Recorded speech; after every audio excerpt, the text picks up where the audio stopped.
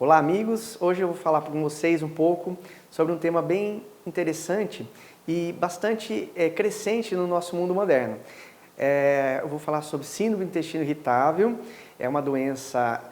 que tem um caráter gastrointestinal, porém ela acaba tendo também uma associação muito ímpar, que é com as doenças mentais. Então, é uma doença muito frequente hoje, ela tem crescido muito no nosso dia a dia, até porque a maioria das pessoas que desenvolvem um quadro de ansiedade ou mesmo algum distúrbio mental associado, como o caso da depressão, pode ter no seu curso alguma manifestação em outros órgãos, um deles, então, a parte intestinal, e é que nós vamos abordar hoje esse tema. Então, é uma manifestação ampla, muitas vezes, ela pode cursar com um quadro mais completo ou formas incompletas. A forma completa você teria, além do quadro de dor abdominal recorrente, aquela dor que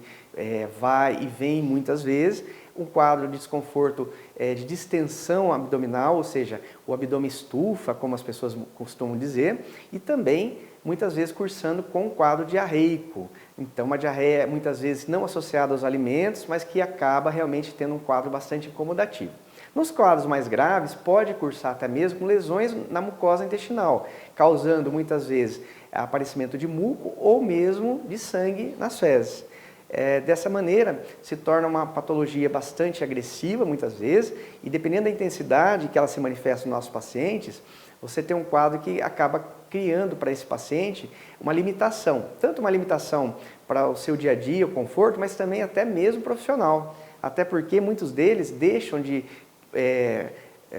procurar uma ajuda imediata e acabam protelando e, nesse caso, o quadro evolutivo pode levar até perda de dias de trabalho ou mesmo, muitas vezes, o paciente deixa de aproveitar algumas oportunidades, tanto no seu trabalho como no lazer ou mesmo no convívio diário da sua família. Então, um quadro que espelha, muitas vezes, uma abordagem profissional adequada, uma medicação, muitas vezes, que se institui e as medidas terapêuticas que se instituem juntamente com a medicação para que você consiga também moldar o perfil de ansiedade, o perfil da doença de base que muitas vezes acompanha a síndrome do intestino irritável. Então, muitos pacientes que desenvolvem essa doença acabam muitas vezes tomando seus analgésicos ou antidiarreico isoladamente, até para que ele se alivie, mas muitas vezes ele vai protelando uma procura especializada, ou muitas vezes nem sabe que essa situação está diretamente correlacionada. Então é importante a gente estar lembrando disso, até porque é uma patologia hoje crescente, não só também no grupo adulto, mas tem aparecido inclusive nas formas infanto-juvenis. E, nesse caso, já gerando desconforto para pessoas numa faixa etária muito jovem, né? E que, se não for bem tratado, esse curso evolutivo tende a se agravar e, muitas vezes, tendo grandes prejuízos para o nosso paciente. Então, é uma patologia hoje que, felizmente, com o arsenal terapêutico mais moderno, na área de gastroenterologia e na área de saúde mental, que nós temos medicações específicas, você acaba manuseando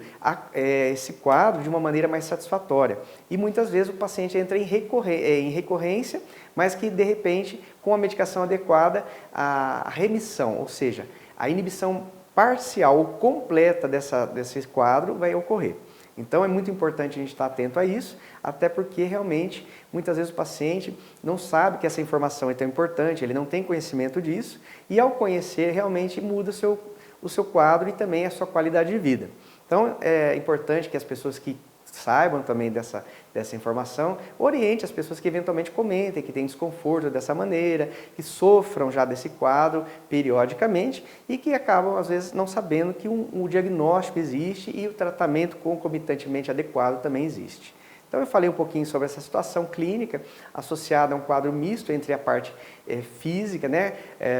e também a parte mental, que tem uma correlação bastante evidente. Então, nos próximos programas eu posso abordar um pouco mais sobre esse tema, até porque as pessoas têm perguntado muito a nível de consultório ou mesmo nas perguntas por